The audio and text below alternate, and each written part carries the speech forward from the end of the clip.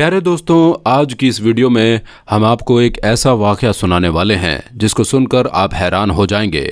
ये वाक़या एक जादूगर लड़की का है, जब एक अल्लाह वाले ने एक जादूगर लड़की को जानवर बना दिया। आप वीडियो को पूरा देखते रहें, वीडियो को लाइक ज़रूर करें और चैनल को सब्सक्राइब भी ज़रूर कर दें। तो चलिए शुरू करते हैं वीडियो। बयान किया जाता है कि एक गांव था जहां कुदरत की बहुत नेमतें थीं। अल्लाह ने वहाँ के लोगों को हर चीज़ से मालामाल किया हुआ था। ऐसी नेमतें जिनको देखकर इंसान अक्सर मगरूर हो जाया करता है।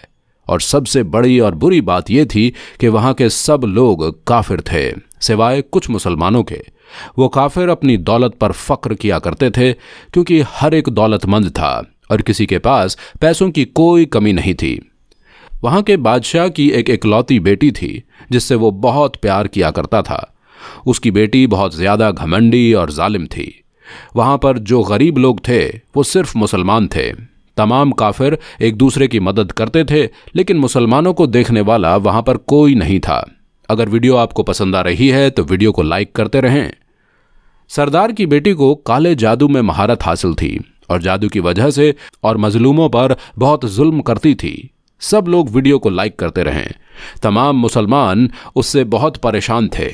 वो लोगों को गुलाम बनाती, मजदूर बनाती और अगर उनमें से कोई उसकी बात नहीं मानता तो उनको वो कैदी बनाकर अपने इशारों पर नचाती थी। उस बस्ती में इक्का दुक्का मुसलमान थे जिनका कोई भी हाल नहीं पूछता था। कोई उनको बचाने वाला नहीं था। जब उस बादशाह की बेटी का जुल्म हद से ज़्यादा बढ़ गया तो मुसलमानों में से एक बूढ़े शख्स ने अल्लाह के हुजूर गिड़गिड़ाकर ये दुआ की, या अल्लाह, हमारी नस्लें जो चंद एक यहाँ पर बची हैं उन नस्लों को तू बचा ले। इस पंडित की बेटी ने हमारा जीना दुश्वार कर दिया है। यहाँ कोई भी इंसान हमारा हाल नहीं पूछता। न दौलत है, न जिस्मानी ताकत है। या अल्लाह, हमारे लिए कोई ऐसा बंदा भेज दे जो ना सिर्फ ताकतवर हो बल्कि वो इस जादूगरनी को यानी सरदार की बेटी को भी सबक सिखा दे। अल्लाह ने उस बूढ़े की दुआ सुन ली और यूं उस जगह एक अल्लाह वाले को भेज दिया। और वो अल्लाह वाले ऐसे ही बस्ती में दाखिल न हुए, बल्कि एक दिन कुछ अजीब वाक़या हुआ। उन काफिरों का सरदार जंगल में सैर करने के लिए निकला। बड़ी शान से चलता हुआ वो सफ़र कर रहा था। अचानक एक जहरीला सांप उसके सामने आ गया। उस जहरीले सांप ने करीब आकर उसे डस लिया और वो बेहोश होकर वहीं गिर पड़ा। उसके जो गुलाम थे, उसके साथी थे, उन्होंने जब अपने सरदार की ये हालत देखी कि एक जहरीला सांप काट कर वहाँ से चला गया है, तो फौरन उसे घर पहुँचाया गया। उस लड़की ने अपने बाप की हालत देखी तो आसपास के बड़े बड़े हकीम बुलाए गए, लेकिन अजीब बात यह थी कि लाख कोशिशों के बावजूद जहर को निकालने में वो नाकाम हो रहे थे और जहर तेजी के साथ उसके जिस्म में फैल रहा था। कोई भी उस जहर को जिस्म से निकालने में कामयाब न हुआ। लेकिन उसी वक्त वहां एक दरवेश की आमद हुई। एक अल्लाह वाले वहां आ गए। उन्हें तो अल्लाह ने इसी मकसद के लिए भेजा था। उन अल्लाह के वली ने उसके घर के पास पहुंचकर दरवाजे को खटखटाया। नौकरों ने कहा, तुझे किससे मिलना है? उस अल्लाह वाले ने कहा, क्या यहाँ के सरदार को सांप ने डस लिया है? नौकर कहने लगे, तुम्हें कैसे पता? तुम तो हमें अजनबी लगते हो और हमने तुम्हें आज तक यहाँ नहीं देखा। उसने कहा, मुसाफिर हूँ और मुझे खबर मिली है कि यहाँ के सरदार को एक जहरीले सांप ने डस लिया है और कोई भी उनका इलाज नहीं कर पा रहा है। अगर आपने वीडियो को लाइक नहीं किया है तो वीडियो को लाइक ज़रूर कर दें। नौकर ने कहा, तुम कौन हो? अल्लाह वाले ने कहा, मैं हकीम हूँ और उनका इलाज करने आया हूँ। वो नौकर अल्लाह वाले की हालत देखकर हंसने लगे, क्योंकि आपने फटे पुराने कपड़े पहने हुए थे और देखने से गरीब लग रहे थे। वो नौकर कहने लगे, तुम इतने बड़े सरदार का इलाज करोगे? अरे यहाँ आसपास के बड़े बड़े हकीम बुलाए गए हैं। पैसों की कोई कमी नहीं है हमारे सरदार को, और तुम जैसे गरीब इंसान से वो अपना इलाज करवाएंगे? दरवेश ने कहा, अगर तुम चाहते हो कि तुम्हारे सरदार की जान बच जाए तो फिर मुझे अंदर आने दो। वो गुलाम कहने लगे, ठीक है, हम अंदर से इजाज़त लेकर आते हैं। नौकर अंदर गए और सरदार की बेटी से कहा, बाहर एक गरीब आया है, हुलिये से फ़कीर लग रहा है, लेकिन कहता है कि मैं सरदार का इलाज कर दूंगा और जहर जो तेज़ी से फैलता जा रहा है उसको निकाल कर फेंक दूंगा। उसकी बेटी कहने लगी, ठीक है, उसको अंदर लाओ।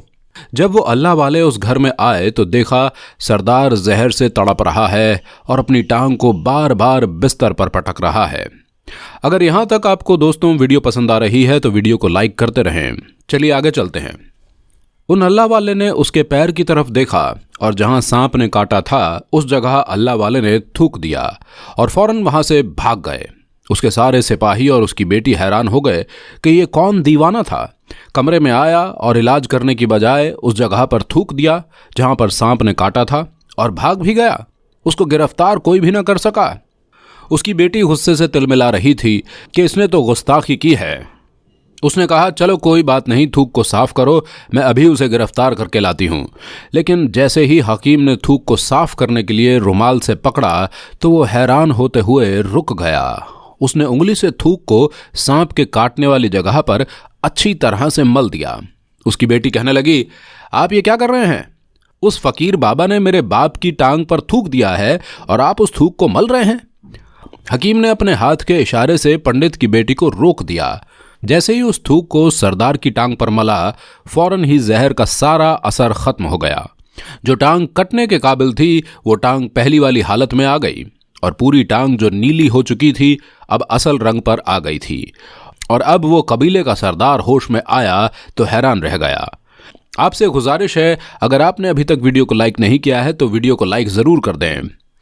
जब उसे बताया गया कि एक फ़कीर बाबा के थूक की वजह से आप ठीक हुए हैं तो उसने कहा, भाई वो तो हमारे मसीहा हैं, तुम लोगों ने उन्हें क्यों जाने दिया? जाओ उन्हें लेकर आओ। उन्होंने तो हम पर बहुत बड़ा एहसान किया है और हम उनके एहसान का बदला ज़रूर देंगे। उसकी बेटी जो खामोशी से अपने बाप को देख रही थी उसने कुछ नहीं कहा। गांव के सरदार के कहने पर सब सिपाही उन अल्लाह वाले को ढूंढने के लिए निकल गए। वो लोग चारों तरफ फैल गए लेकिन कहीं भी उनको वो अल्लाह वाले नहीं दिखाई दिए। फिर जब सिपाही जंगल में दाखिल हुए तो वहां एक दरख्त के नीचे एक आदमी को इबादत करते हुए देखा। वो गौर से उस अल्लाह वाले को देख रहे थे कि ये क्या कर रहे हैं, ये किस तरह की इबादत है। हम लोग तो अपने बुतों के आगे हाथ जोड़ते हैं और ये तो न जाने किस को सजदा कर रहे हैं।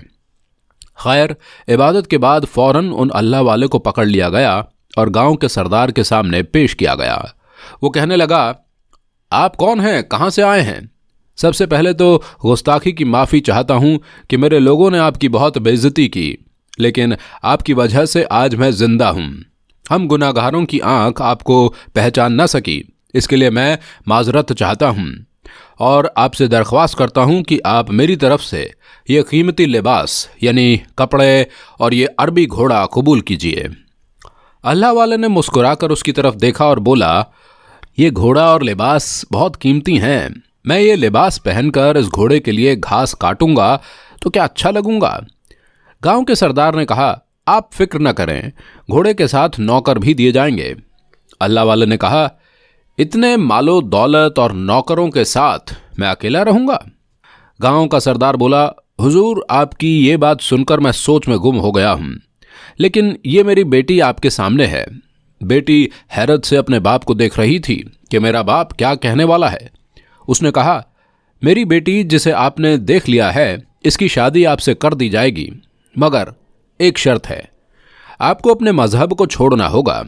मेरे सिपाहियों ने आपको इबादत करते हुए देखा है और जहाँ तक हमारी मालूमात है हम बूतों के आगे सजदा करते हैं, उनकी इबादत करते हैं, और आप जिसके आगे सजदा कर रहे थे वो आपका अल्लाह है और आप मुसलमान हैं, इसलिए आपको अपना मजहब छोड़ना होगा। क्या आप ऐसा कर सकते हैं? अल्लाह वाले ने कहा, मुझे एक बात समझाइए। आप मुझ में सब कुछ देख रहे हैं और आपने मुझे ये दुआ भी दी कि मेरी बहुत औलाद हों और आपकी नस्ल आपकी बेटी से चले। आप मुझे एक बात बताएं, अगर उन बच्चों में से किसी बच्चे को कुछ हो गया तो रोना किसको पड़ेगा? पंडित ने जवाब दिया, हुजूर अगर खुदा न खास्ता ऐसा हुआ तो रोना तो फिर आपको ही पड़ेगा। अल्लाह वाले ने मुस्कुराकर कहा, अगर ये सारा माल लेकर मुझे रोना ही पड़ेगा तो आप अपना घोड़ा, अपनी दौलत, अपनी बेटी, हर चीज़ अपने पास वापस रख लो। मैं खुश हूँ, मैं एक मुसलमान हूँ। अगर ये तमाम चीज़ें लेकर मुझे अपना मजहब छोड़ना पड़े तो मैं अपनी जान देकर भी अपने मजहब को नहीं छोड़ूंगा। जिस रब ने मुझे पैदा किया है, क्या उस रब के दीन को छोड़कर आपके पास चला जाऊं सिर्फ इन चंद पैसों के लिए? मैं ऐसा नहीं कर सकता, और मैं अपनी दरवेशी में बहुत खुश हूँ। अल्लाह ने मुझे जिस मकसद के लिए यहाँ भेजा है, बस वही मकसद पूरा हो जाए। गांव के सरदार ने पूछा, क्या मकसद है आपका? अल्लाह वाले ने कहा, यहाँ के मुसलमानों पर जुल्म हो रहा है, बस उन्हीं के लिए मैं यहाँ आया हूँ, अल्लाह की मदद से। ये कहकर वो अल्लाह वाले जाने लगे तो सरदार ने दरवेश को रुक जाने को कहा और कहने लगा, मैंने माल देकर आजमाया, तुमको हर तरह से जांच लिया, पर तुम अपने मजहब को छोड़ने पर राजी ना हुए। अगर तुम यही सब करने आए थे तो तुम्हें किसी बात का डर नहीं था क्या? क्या तुम नहीं जानते हो कि हम कितने ताकतवर हैं? हमारी बेटी अपने अमल में इतनी माहिर है कि तुम्हें यहां खड़े खड़े जंगली जानवर बना सकती है। अल्लाह वाले ने कहा, इसने जानवर तो कमजोर लोगों को बनाया होगा, ये मुझे जानवर बनाकर दिखाएं। इससे पहले वो गांव का सरदार अपनी बेटी से कहता कि इस पर वार करो, अल्लाह वाले ने जादूगरनी पर एक फूंक मारी और वो उसी वक्त एक बड़ी सी जानवर बन गई। वो कुछ नहीं कर पा रही थी। वो जानवर इतनी बड़ी थी कि वहां पर जितने भी इंसान खड़े थे उनमें सबसे ऊंचा कद उसी का था। तो चैनल को सब्सक्राइब जरूर करें। वो जानवर अल्लाह वाले के पास आने लगी और अपना जहर उन पर उगलना चाहती थी, तो उसी वक्त उन्होंने उसके मुंह पर थूक दिया। थूकने की देर थी, वो जलने लगी। वो थूक क्या था? तेजाब था, जिससे उसका आधा चेहरा पिघल रहा था। उसका चेहरा जलकर काला हो रहा था और वो मरने ही वाली थी कि सरदार दौड़ता हुआ आया और उनके कदमों में गिर गया और माफी मांगने लगा और कहने लगा, हजरत, इस गुस्ताखी के लिए आप मुझे माफ कर दो। मैंने सच में आपको बहुत ही कमजोर समझा और आपके मजहब से आपको हटाना चाहा। अगर मेरी बेटी ठीक हो जाएगी तो मैं सच कहता हूं कि हम यहाँ जितने लोग मौजूद हैं, ये पूरी बस्ती मुसलमान हो जाएगी। अल्लाह वाले ने कहा, हम तुम्हें अपने दीन में शामिल करने के लिए ये नहीं कर रहे, बल्कि तुम लोग हमारे मुसलमान भाइयों पर जो जुल्म करते हो, उस जुल्म को खत्म करने आए हैं। हमारे दीन में जबर नहीं, जुल्म नहीं। अगर तुम्हारी बेटी इंसान बनकर सुधर जाती है तो इसको इसकी असली हालत में लाने के लिए मैं खुद अल्लाह से दुआ करूंगा। वो सरदार कहने लगा, हाँ, मेरी बेटी अपनी असली हालत में आएगी तो किसी पर कोई जुल्म नहीं करेगी, बल्कि मैं दिल से माफ़ी चाहता हूँ कि मेरी बेटी ने जो कुछ किया, अब आइंदा ये कोई भी काला जादू, कोई भी अमल नहीं करेगी और किसी मुसलमान पर ये कोई भी जुल्म नहीं करेगी। बस आप इसको दोबारा से इंसान बना दें। अल्लाह वाले ने उस जानवर पर दोबारा से फूंक मारी तो वो इंसान बन गई और अल्लाह वाले के कदमों से लिपट गई और कहने लगी, मुझे माफ़ कर दें, मैंने अपने आप को बहुत ताकतवर समझा। उस लड़की का आधा चेहरा काला हो चुका था। वो कहने लगी, मैं आज अपने बाप के साथ आपके दस्ते मुबारक पर मुसलमान होना चाहती हूँ और ये वादा करती हूँ कि आज से इस बस्ती में कोई भी काफिर मुसलमान नहीं होगा, बल्कि सब आपस में मिलजुल कर भाईचारे के साथ रहेंगे और सब मुसलमान हो जाएंगे। और यूं एक अल्लाह वाले के हाथों पर पंडित और उसकी बेटी ने इस्लाम कबूल किया और फिर पंडित ने अल्लाह वाले से अपनी बेटी की शादी कर दी और उस बस्ती में अमन व आमान